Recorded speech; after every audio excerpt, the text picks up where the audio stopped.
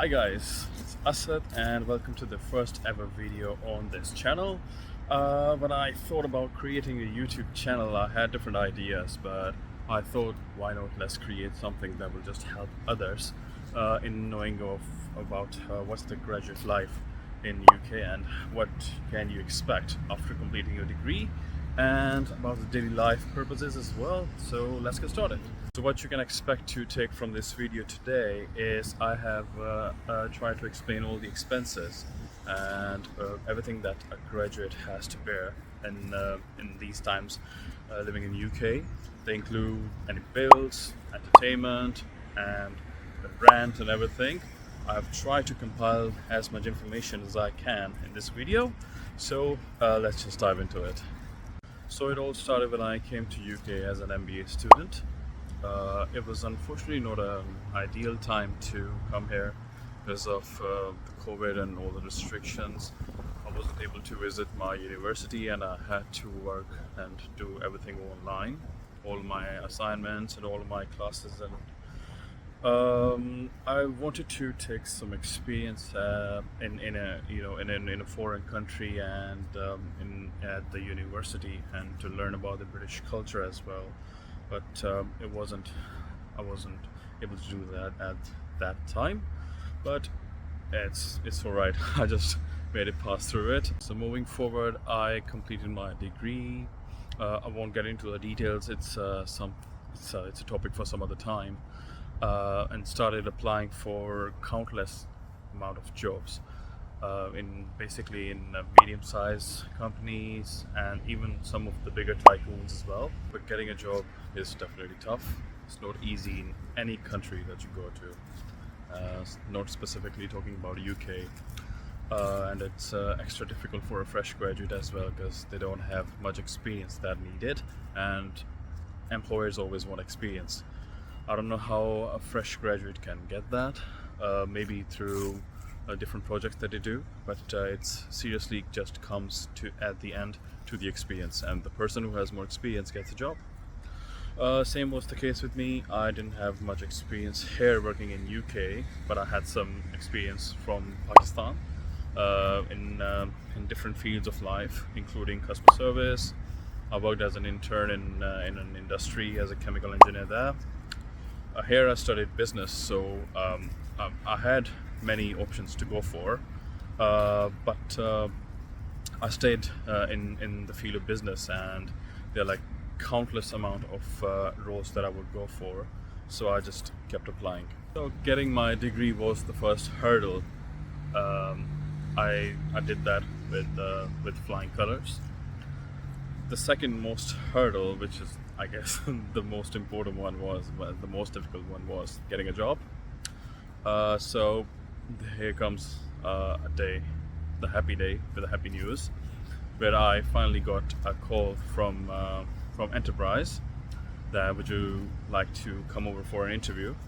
It's certainly a big achievement for anyone coming here as a foreigner to get an interview, and then let alone doing the job. So yeah, I got an interview and I went there, did my interview. After like 2 weeks, I got the happy news that, okay, you are selected, so when can you start? So yeah, that was a big achievement of my life at that time. So before I proceed into the details that are mentioned in the title of this video about graduate expenses and everything, I should mention the difficulties that I had getting a job. I already told you I got one, but they were like, I applied to around 50 to 60 jobs, got like 3 interviews out of them, and got the job finally. But the thing that I don't like is when I failed, or I got no feedbacks. Even if I requested, I got no feedback, so they are not obliged to give you any feedback. So keep that in mind as well. And I can certainly help you in creating CV as well, because I have helped many of my fellows to do that, and they are able to get to good jobs from that. It definitely depends upon your skills. I can't guarantee that you will get a job on that CV, but I can definitely help you that. For that, you can just DM me on my social media, and I will definitely try to help you as much as I can. So talking about the salary now, average salary of a graduate in UK is around 24,000 per annum, which is, to be honest, quite fine, depending upon if you take the factors like inflation, and which is increasing day by day in UK. I will definitely make a video on that as well in future if I get a chance. But yeah, let's talk about the expenses and everything regarding to the salary. So breaking down 24,000 per annum into a monthly salary comes out roughly around 2,000. I mean, it's an average. Many people get lesser than that as well, but we will definitely talk about on an average, you know.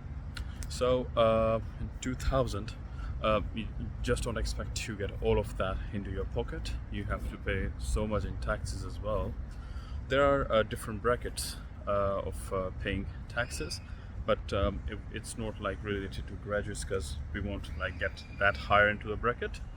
I can make a video on that as well. So if you're earning around 2,000 a month, you can expect to have the take-home salary around 17 or 1,800.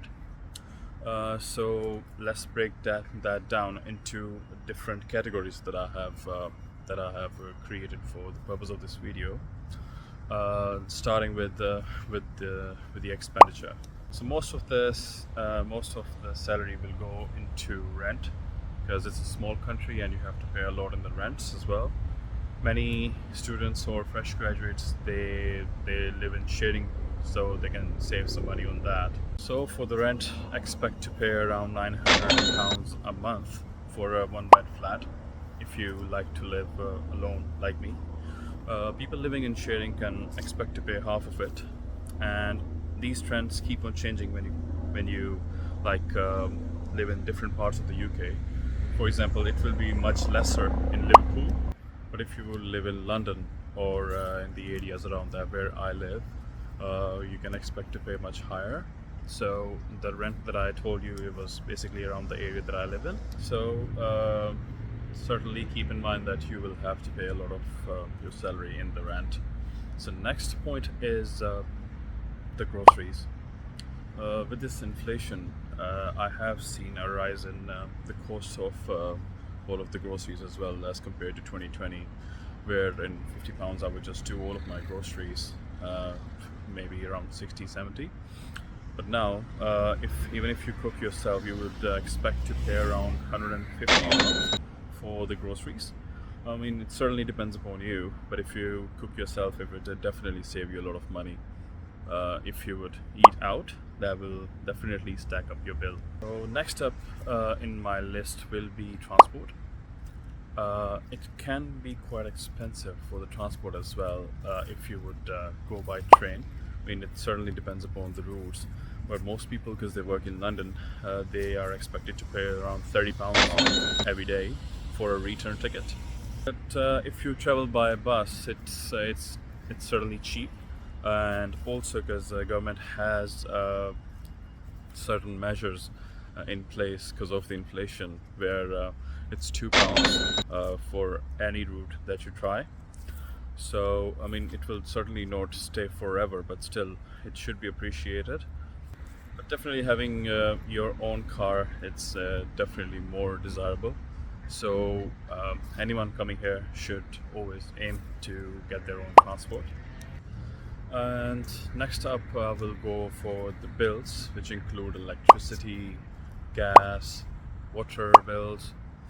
Here we pay water bills for every 6 months, and in electricity you can expect to pay around 150. I will still repeat that if you're living alone. If you're living in sharing, it's like certainly different, but I am mostly keeping in mind for the people who are just living alone. And other bills include your phone. You can pay around £10 a month. If you use 3, you can use other connections as well, but 3 is fine. And for the Wi-Fi, you will pay around £27 to £28 a month. Again, depending upon which company you would go and what package you take for that. And last but not the least will be the entertainment, because you work so hard to live a good life and have something for yourself as well. So talking about entertainment, if you are a fan of movies like me, I expect to pay around £7 to £8 for a ticket, which is, to be honest, totally fine, very cheap. And if you go for takeaway food, it's around £10, or it can go up than that as well for a portion. I'm talking about like medium-sized company. If you go for restaurants, it's a different game. So yep, entertainment is fine as well. And finally, if you would ask me about savings, as how much can a graduate typically can save, it's totally up to you. Sky's the limit, and it is the limit to earn as well, because you're not limited to one job. You can do a side hustle as well. There are many options, but many students, what they do is they just get their own car and they start doing food deliveries, and it can stack up and save some money as well. So I can't give you a figure right now. It will not be specific, and I definitely want to keep it as true of the information as possible. So I won't tell you how much can you save. It totally depends upon you. So was it a good decision for me to come here to complete my studies and stay here as a graduate? I would certainly say yes. I am happy, and that's what matters. It will probably be the same for anyone who's coming here as well, if they work hard, because the more you work hard, the more the good result that you get. So yep, it was a great decision to come in UK, and yeah, I am happy about this. And if someone would ask me if I would just recommend them to do the same, certainly just do it. If you want to, just do it. So these were all the points that I had in my mind to share with you guys, and hopefully it helps you a bit in making a decision whether to come in UK and stay as a graduate. I will definitely be looking at the comment section. If you have any question, you can just ask me there as well, or DM me directly, and I will help you as much as I can. Until next time, take care, and hopefully I will just come up with another topic that will be of a great help. So take care. Thank you so much for your time today, and you have a lovely time. Bye.